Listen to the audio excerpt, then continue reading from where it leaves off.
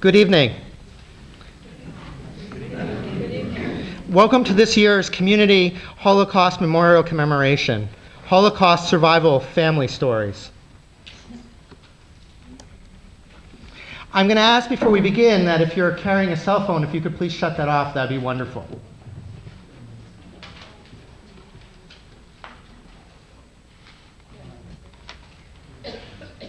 I'd also like to recognize Congressman Young for joining us this evening. It's really an honor to have you here. Thank you for being here. Elie Wiesel has been quoted, "Not to transmit an experience is to betray it." We gather tonight for an act of great importance, to remember and mourn the 6 million Jews slaughtered during the Holocaust. We transmit the story of our people's suffering. We honor those whose lives were shattered by tragedy. I'd like to thank everyone for attending this event. I'd particularly like to express all of our gratitude to our speakers, Dr. Harry Brode, Dr. Pnina Luban, and Dr. Mira Engler. Thank you for being willing to share your family stories with us. It is an honor to receive this gift from you.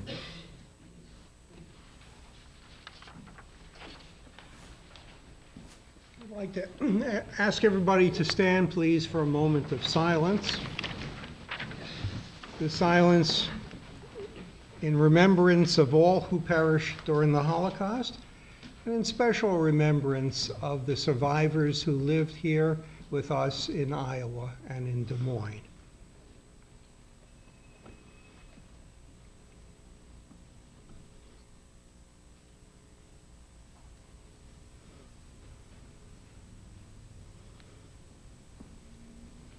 Thank you. Please be seated. I'd like to call upon the rabbis now to conduct the candle lighting on behalf of everybody present. Rabbis? How do you want us to do it? Just light a couple each? Well, 2 each. You have 3 rabbis, 6 candles.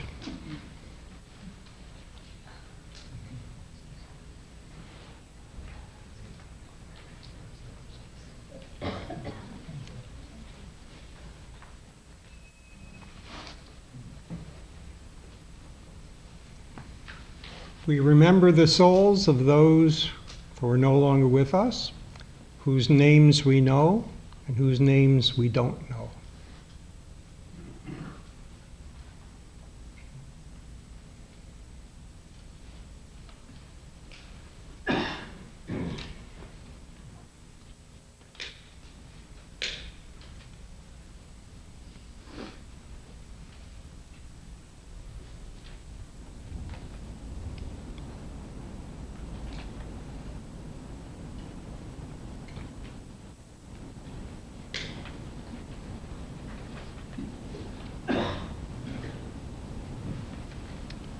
Thank you, rabbis.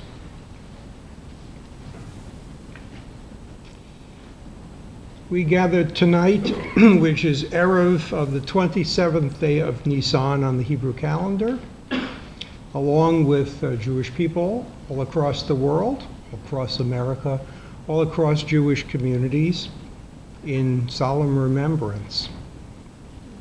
In this particular Yom HaShoah, we are honored to welcome to our stage here 3 children of survivors, representative of the many children of survivors, and by now the many relatives of those who perished in the Holocaust and those who have survived. It's my honor to introduce them to you briefly, and then they will speak to you directly. Harry Brode is professor of sociology and humanities at the University of Northern Iowa. Dr. Pnina Luban has her PhD from ISU in astrophysics and is currently a violin teacher up in Ames. And Dr. Mira Engler is professor of landscape architecture and urban development at Iowa State University. We start with Pnina. Pnina, please.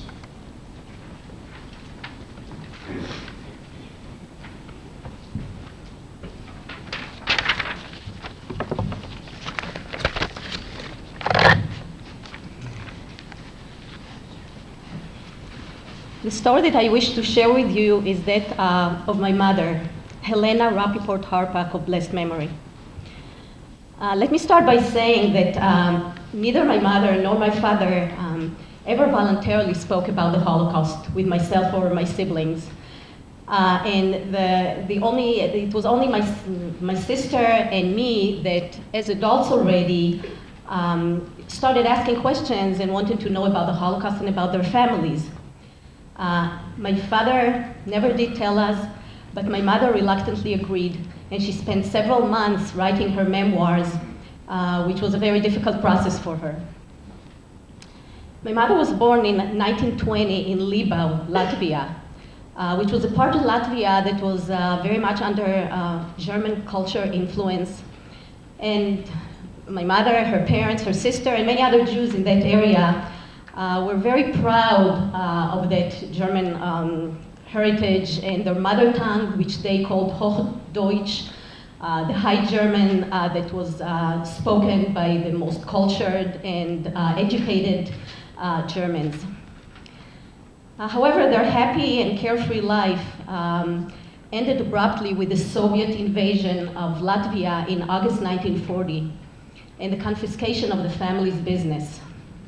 However, a year later, my mother married her high school sweetheart, and together they moved to Latvia's capital, Riga, and everything looked nice and happy. However, a month later, Germany attacked Latvia. The Russians began to withdraw, but my mother, as well as most of the Jews, were not too concerned, and I'm quoting here from her memoirs. She's saying, even if the Germans invaded Latvia, how terrible could it get? I mean, after all, the Germans are such a civilized people. A week later, in July 1941, the Germans conquered Latvia. The following night, the Latvian police, and I emphasize it wasn't the Germans yet, it was the Latvians, broke into the house where my mother lived with her husband and family members, and they arrested all the adult males, including my mother's husband, his father, his brother-in-law, and so on. And together with 7,000 Jews of the Riga Jewish population, they took them to the forests and just shot them. And this was the beginning of the Holocaust in Latvia. Immediately following the German conquest, there were many anti-Jewish Jewish laws enacted in Latvia. For example, Jews were removed from their jobs. They were banned from walking on the street. They had to, on the sidewalk, they had to walk in the gutter. They were prohibited from visiting public places such as parks, museums, sports arenas. They were ordered to don a yellow star on their clothing at all times. Jewish doctors, for example, were prohibited from treating non-Jews and vice versa. And able-bodied young Jews were recruited to help to work for the Nazis, basically as slave laborers. 3 months later, a decree was issued that all of Riga's Jews, which numbered 32,000, were required to leave their homes in Riga and all moved to the city's most dilapidated neighborhood, which was to become a ghetto surrounded by barbed wire and locked at all times with guards around it. And the ghetto was, and so they did. The ghetto was unbearably crowded, and the individual food portions were so meager that they were in constant hunger at that point. But Riga's Jews did not live in the ghetto for very long. About a month later, toward the end of November 1941, the Germans announced that the ghetto is to be evacuated and all the residents are going to be sent to camps on the east. There was a lot of confusion and panic in the ghetto. They didn't know exactly what to expect. And amid this mayhem, German officers made their way through the ghetto, and over loudspeakers they were calling for seamstresses. And my mother had a little bit of experience with sewing, so she considered it, but she turned it down because she wanted to stay with her sister-in-law. That was her only family at the time. So, but her sister-in-law absolutely insisted that she goes because in the hope of getting a little bit more food to share with herself and the baby. So my mother agreed to check it out. So she went to that meeting place, and when she arrived, there were already like 300 women there. And all of a sudden, they were surrounded by Latvian soldiers, were not allowed to go back, and they were taken to in a nearby prison. And this was November, extremely cold in Latvia. It was a huge room in sub-zero temperatures. They totally empty, they couldn't lie on the floor, they couldn't sit, and spontaneously all these 300 women just started walking around in circles, and day and night, almost basically sleeping in their walk. And this is how they spent the next 2 weeks. After 2 weeks, suddenly, German and Latvian soldiers arrived and took him back to the ghetto. When they entered the ghetto, they found it completely empty, not a living soul. But the snow was covered with blood, and bags were strewn on the snow. And quite quickly, they found out what had happened. So what happened shortly after the seamstresses were taken away, the German soldiers in midday, without warning, raided the ghetto, forcing everybody out of their houses at gunpoint, shooting at everybody, like children and old people who were too slow, and shooting at mothers who were trying to protect their children. Thousands of people died that way on that particular day. And the rest of the ghetto population, which was 30,000, were taken on a walk for miles in the mud and the snow to the nearby forests. And there they were shot into pre-dug trenches, and the entire Jewish population, again 30,000 people, only 3 women survived this massacre in the forest. One of them, in fact, wrote a book that's titled I Survived Rumbula. That was the name of the forest. My mother, with a group of those 300 women, were relocated into a small corner of the ghetto, and the ghetto was empty, but suddenly it started, transport started arriving with Jews from all across Europe, especially Germany and Austria. And they started filling up the ghetto, but immediately they were taken, as they arrived, they pretty much were immediately taken to the forests again to be killed. And only a few, the artisans of them, were kept there again as slave laborers. From that point on, until the end of the war, my mother was taken from one death camp to labor camp, from labor camp to death camp, mostly employed as a seamstress. Many of the uniforms of German soldiers. And she suffered, just like the other ones, suffered constant hunger, disease, mostly typhus and dysentery. They're infested with lice. Very often, the Germans would conduct selections where the weaker people were taken to be killed, and the rest, again, continued to be served as slave laborers. There are a lot of torture going on, public hanging, that the entire ghetto were required to watch that. And a lot of just killing just seems for entertainment, for the entertainment of the Nazi, the German and the Latvian soldiers. If a prisoner escaped or tried to escape, the punishment would be to execute some of their neighbors in their barrack. This group of 300 seamstresses included 2 women, one my mother's age and the other one her mother in her 40s. And they really forged a profound, lifelong friendship, and they pretty much adopted her as her family. And they interned in the same camps for the rest of the war, and on many occasions saved my mother's life. When those shipments of Jews came to the Riga ghetto, some of them came from my mother's hometown of Libau, and from them she learned that her sister, her parents, her grandmother, and another 7,000, the entire Jewish population of Libau, had the same fate. They've been taken taken and shot into pre-dug trenches. Now, fast forward to 1944, the Germans started suffering lots of losses in the war, and they started transporting those inmates westward towards Germany. My mother's group, along with some 100 other prisoners, were all crowded into the bottom of a ship, a really rundown vessel, with little air to breathe and like one loaf of bread and a little bit of water for a whole week. At the end of that that trip, they're taken to a death camp, which was right at the border of Germany and Poland. It's called Stutthof.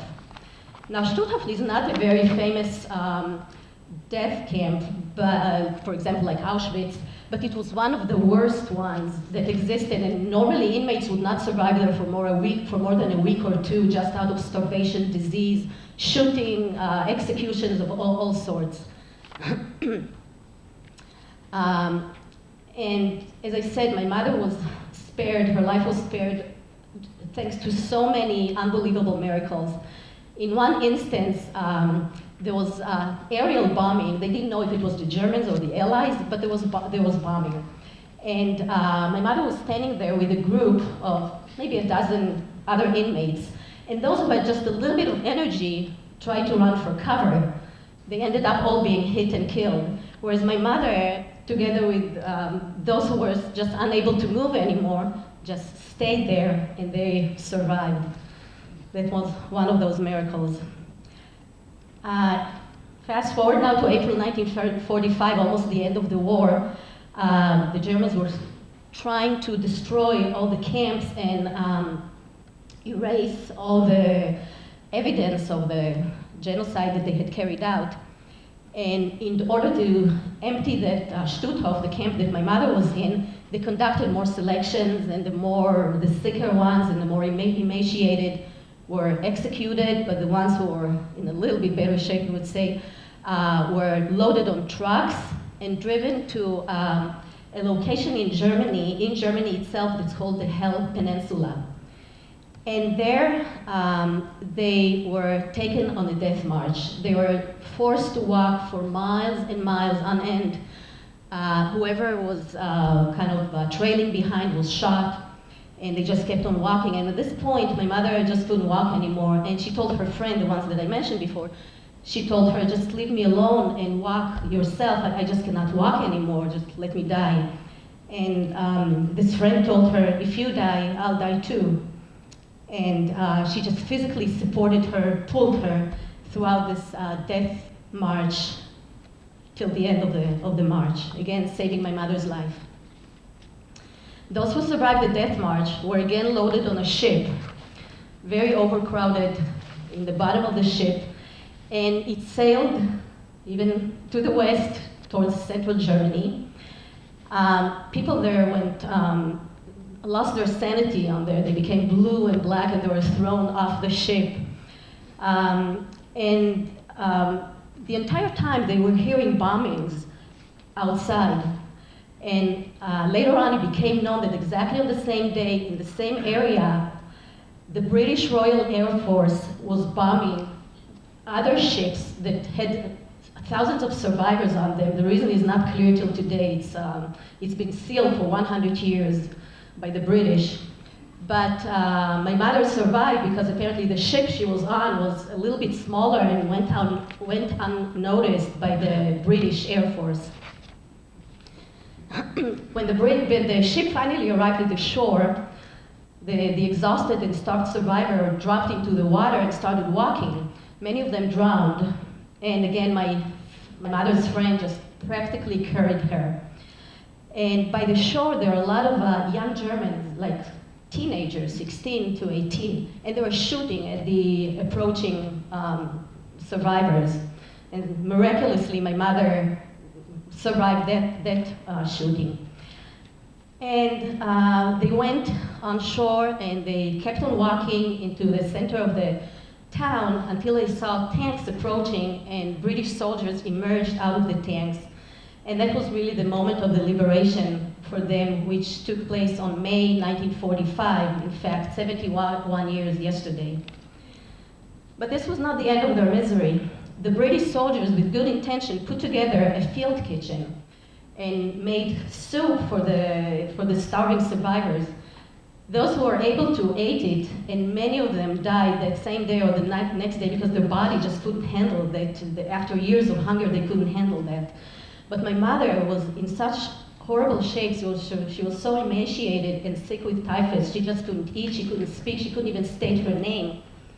And ironically, being so weak saved her life in that way, because she couldn't eat anything. The British took her to a hospital in Germany where she stayed for 6 months. Latvia's pre-war, and that was sort of the end of her story. Latvia pre-war Jewish population numbered 80,000. Of those, less than 2% survived, some 900 men and 250 women, and my mother was one of them. And I would just like to conclude by saying that to this day, I find it hard to understand how, having endured all this suffering and loss of her family and her entire community and everything that she went through, she was still able to rebuild her life. She made Aliyah to Israel. She remarried, had children, and never expressed any bitterness or hatred, which for that I will ever admire her. And one final point that maybe has to do with me and with her too, about the present and the future. For me, my mother's story, of course my mother's story is one of millions of stories of Holocaust survivors. But for me, the crucial lesson is that the Jewish people needs to have the ability to defend itself by itself always. And while there are many, many reasons why the Jewish people is entitled to the land of Israel, to its homeland, this is just but one more reason why they absolutely need that, so that the words never again are not just empty words, but reality.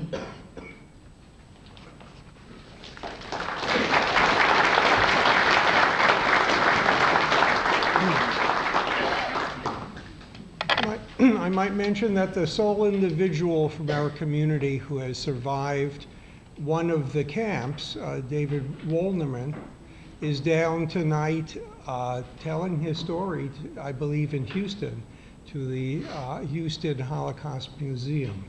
So he sends his best regards to everybody tonight. The next best thing, of course, is hearing from the relatives of our survivors, whose reflections will take upon itself an increasing importance as the years go by, and we're honored to have them with us and to share their thoughts with us. Now, from Dr. Mira Engler, we have a different perspective. So, Mira, please.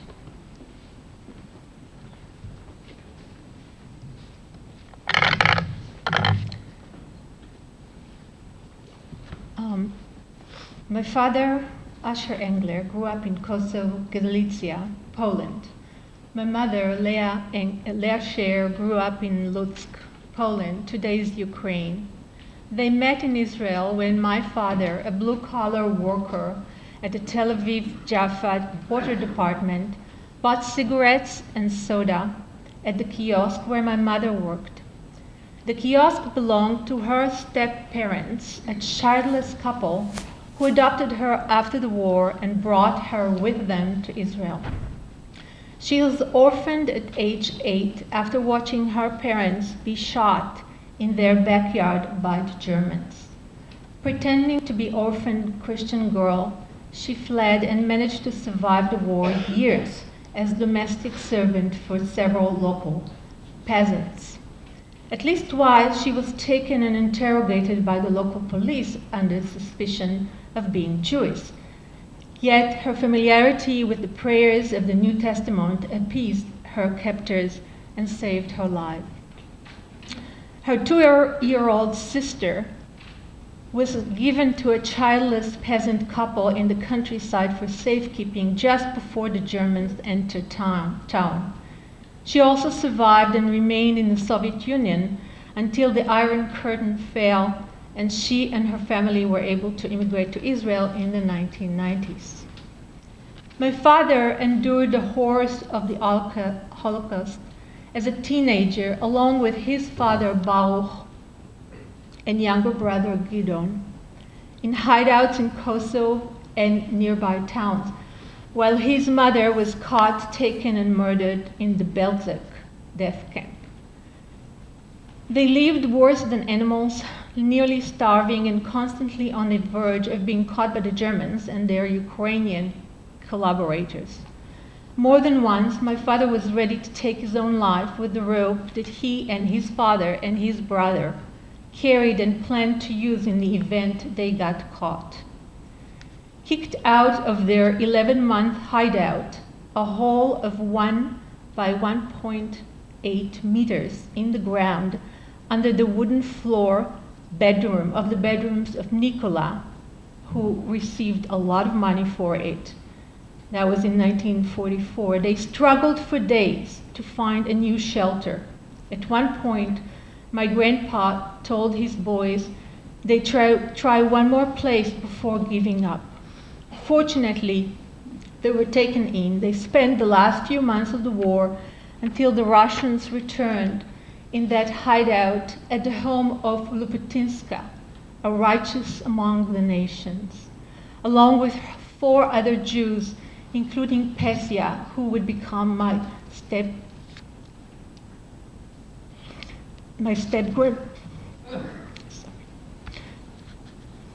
grandmother.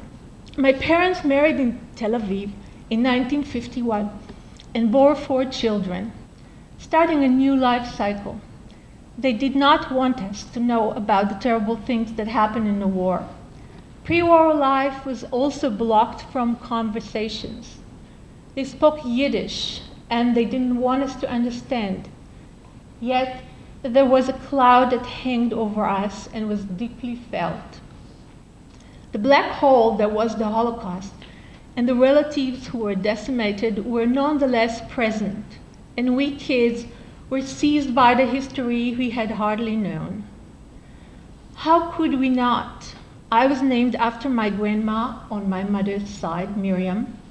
My older sister after my grandma on the father's side, Bluma, Varda in Hebrew. So were my 2 brothers, Yosef and Yeshua. Only as a teenager did I begin putting together the pieces, the broken pieces. I realized that the Holocaust had shaped us, the children of survivors, in many ways, some of which I can only now understand. If I'm to spell out the 4 ingredients that best describe my childhood experience as a daughter of Holocaust survivors, these would be intensity, sadness, endurance, and distrust of the outside. Intensity. The first characteristics of my upbringing was a mix of intensity with warmth. It was a kind of intensity about living absent from other easygoing atmospheres at homes of some of my friends, to which I especially was attracted. Other friends and schoolmates had similar upbringing to mine, but we never discussed the Holocaust among us. It was something reserved to the privacy of each family. I felt excessively shielded from the outside world. I remember feeling choked up. I wanted to escape as far and as soon as possible from that grip. My first chance was at age 18 when I was drafted to the army. I served in the Arava Valley and the Dead Sea, as distant locations as Israel has to offer, where I cherished my newfound freedom. I wanted to explore what the world had to offer through